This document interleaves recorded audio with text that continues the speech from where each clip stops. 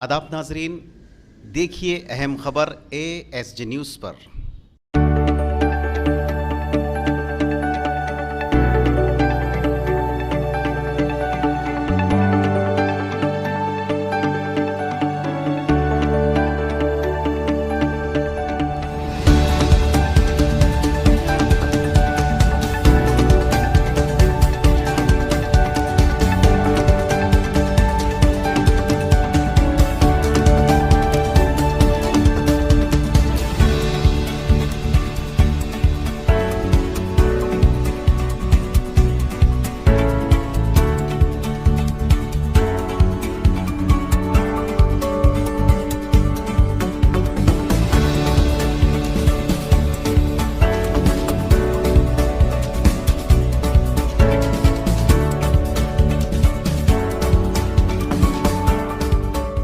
बिस्मिल्लाहिर्रहमानिर्रहीम। अस्सलामु अलैकुम वरहमतुल्लाहि वबरकातुहू। डैनियल साहब और जो NGOs के ज़िम्मेदार हैं और मैडम जो डॉक्टर साहिबा हैं वो अपोलो अस्पताल में गायनेकोलॉजिस्ट हैं। मैं इन तमाम हज़रात का यहाँ पर दारुस्सलाम में इनका मैं वेलकम करता हूँ, खैर मुक़द्दम करता हूँ। और ख़ास तौर से आप तमाम ख़वातीन का भी मैं शुक्रगुज़ार हूँ कि आपने अपना कीमती वक्त निकाल कर आज यहाँ पर दारुस्सलाम में आप तशरीफ़ लाए। आप जानते होंगे कि जिस मकसद के तहत आप यहाँ पर आए हैं वो ये है कि ये कंपनी है ईटो के नाम से। इनके पास ऑटो है और ये ऑटो डीजल या पेट्रोल पे नहीं चलता, ना गैस पे चलता, बल्कि इलेक्ट्रिसिटी के ऊपर ये ऑटो चलता है। तो आज से मेरे ख़्याल से 15-20 दिन पहले इस कंपनी के जो मालिक हैं वो मुझसे मुलाकात किए थे और उन्होंने मुझसे कहा कि मैं 100 ऑटो इलेक्ट्रिक ऑटो आपको मैं देना चाह रहा हूँ। और आप उनकी ख्वाहिश ये थी कि 100 ऑटो मैं जब दूँगा तो उसमें 50 ख़वातीन को दिए जाएंगे और 50 मर्द हज़रात को दिए जाएंगे। तो मैं फ़ौरन उसको कबूल किया और उसके बाद हमारे डैनियल साहब से हमारी मुलाकात हुई और फिर ज़फ़र साहब का टेलीफ़ोन नंबर दिया गया जिस पर आप तमाम ने उनसे रब्ता किया, कांटेक्ट किया।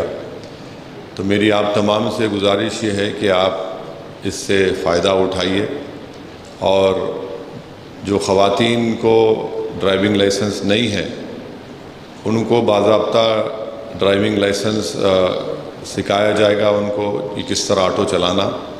और यहाँ पर दारुस्सलाम में बड़ी जगह है, यहीं पर ही इंशाअल्लाह ताला सेफ़ भी है।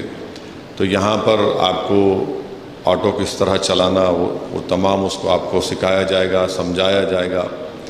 और फिर दूसरी बात यह है कि अभी आपको तफसीलात से पूरे बताएंगे डैनियल साहब और जो डॉक्टर साहिब आए और जो मोहतरमा यहाँ पर बैठी हुई हैं जो ख़वातीन के साथ तालाब कट्टे पुराने शहर में काम करती हैं।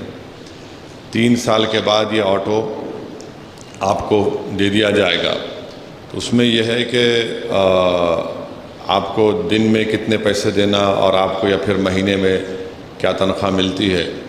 और चौथी बात यह है कि जो ख़वातीन पुराने शहर के इलाक़े में रहती हैं, जैसा कि उनका घर अगर क़रीब हो पत्थरगट्टी से, चार मीनार से, तो वहाँ पर अगर आप इंशाअल्लाह जब आप सीख जाएंगे, जब आप चलाएंगे तो आप देखते कि चार मीनार के अतराफ़ में, पत्थरगट्टी में, लाल बाज़ार में, चौमेलना में रोज़ बाहर से बहुत से टूरिस्ट आते हैं, सयाह आते हैं।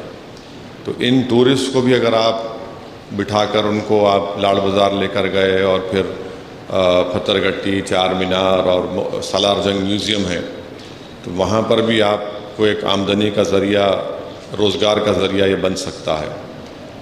और मेरा मानना यह है कि ख़वातीन अगर ये ऑटो चलाएंगी तो इसमें कोई मायूब बात नहीं है।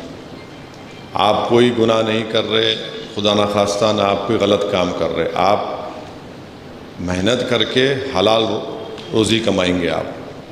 और दीन इस्लाम में अगर किसी की बीवी कमाती है تو وہ پیسہ اس کا ہوتا ہے، شوہر کا نہیں ہوتا، معلوم نا آپ کو. تو اسلام میں ذمہ داری گھر کو چلانے کی مرد کی ہوتی ہے، اور جو مرد کی آمدنی ہے اس میں بیوی کا حق بنتا ہے، مگر بیوی کی آمدنی میں شوہر کا حق نہیں بنتا. تو آپ طاقتور ہوں گے، پیسے آپ کے پاس آئیں گے. اور جو آپ حالات سے واقف ہیں کہ کووڈ کے بعد بہت زیادہ بے روزگاری بڑھ گئی، بہت زیادہ، اب تو مہنگائی بہت زیادہ ہے. تو یہ بچوں کو تعلیم کا مسئلہ آتا ہے، اور پھر خدا نہ خواستہ اگر کوئی آپ کے خاندان میں کوئی بیمار پڑ جاتا ہے تو پھر سمجھو پھر آپ 1-2-3 سال پیچھے ہو جاتے، 1.5-2 لاکھ کا بل آتا، قرضوں میں ڈوبے رہتے. تو اس لیے موجودہ زمانے میں یہ اسکیم کا فائدہ اٹھائیے. اور ایک بات میں آپ کو بتانا چاہوں گا کہ آٹو لے کر آپ اپنے شوہر کو مت دیجیے.